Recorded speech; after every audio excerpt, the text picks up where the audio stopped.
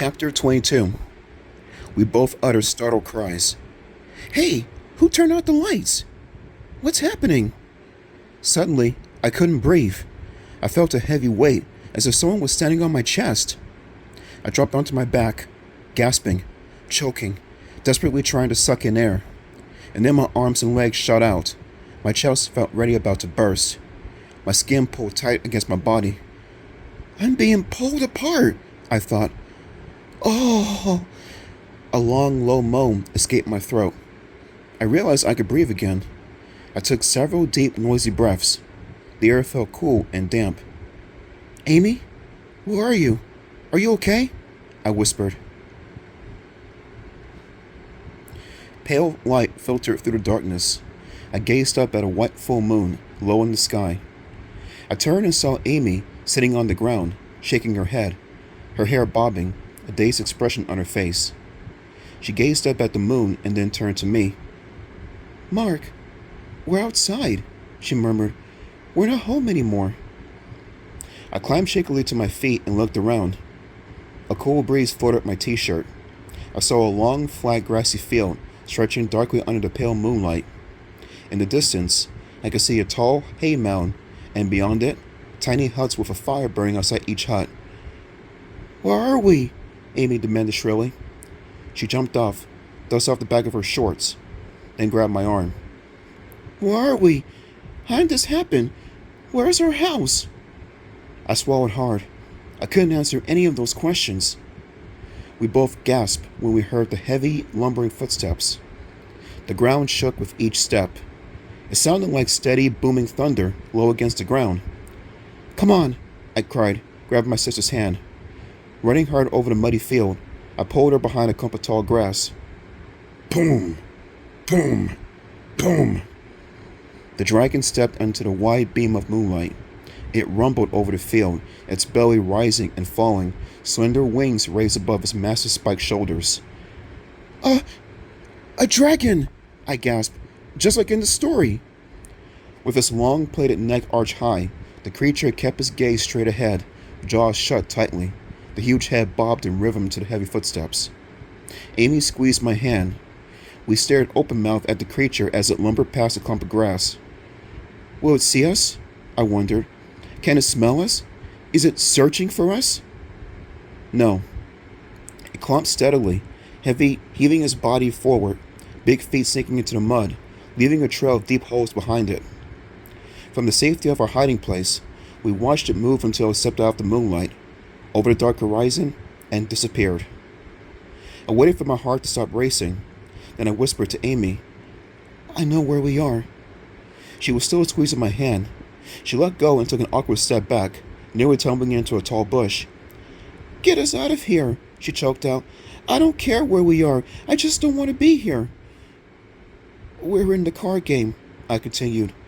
I tried to sound calm, but my voice cracked. Amy narrowed her eyes at me. Get serious. I am serious, I insisted. This is just what happened to Connor and his friends in the book. That was a book, Amy wailed. This is real life. I'm scared, Mark. We have to get home. I'm really scared. I'm scared too, I confessed. I pictured that dragon tromping past us. So close. So close. What if it had spotted us? That thought sent a chill creeping down my back. What can we do? Amy demanded shrilly. How do we get back to our house? Do we say some magic words or something? Magic words. I stared at her, thinking hard. No. No magic words. Then what? She screamed. Do something! Do something! This is all your idea. I didn't want to play this stupid game. I grabbed her by the shoulders. Amy, stop. Calm down, I pleaded. Don't totally lose it. I'll think of something. But if you panic... It's too late to panic, she screamed. I'm way past panic. I have an idea, I told her, still gripping her shoulders. Stop screaming and listen to me. I have an idea. Her whole body trembled. Her eyes locked on mine, challenging me. What? What idea? The cards, I said, thinking hard, remembering what Connor had done.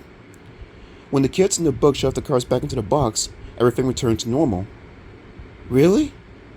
I nodded. We just have to find the car's box. I led the way out from behind the tall grass. We followed the footprints in the mud back to where they ended. We had to jump over the huge, deep, round footprint with a dragon across our footprints. Here, I announced, pointing. This is where we must have landed. The muddy field shimmered under the white moonlight. The breeze picked up. The air was cool and damp. I don't see any cards, Amy said in a tiny voice. We both bent low and searched the ground. We made wider and wider circles. No cards. I sighed. The cards must still be on the floor at home. They didn't come here with us. Then how did we get back? Amy demanded, her voice breaking. Her eyes watered over. I could see she was about to start crying. Let's start walking, she suggested. Let's find a town. There's got to be a phone somewhere.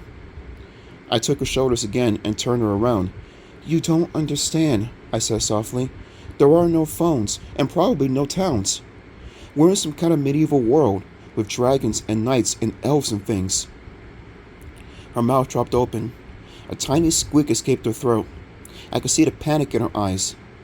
Amy, we'll get out. I promise. We'll find a way. It's only a game. It's just a card game. Well, we'll never find a way home if we're just standing here in this field, Amy complained. You're right, I agreed. The cold wind made me shiver. We're not safe out here either. I pictured the clumping dragon again. Maybe there were more dragons who crossed this field at night. I turned and gazed at the thick forest of trees behind the clump of evergreens. We'll be safer in the forest, I said.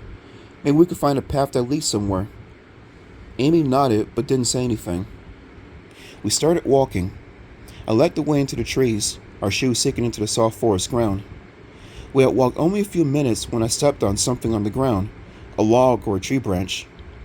I heard a sharp snapping sound, and a heavy net dropped from the trees, fell over us, covered us.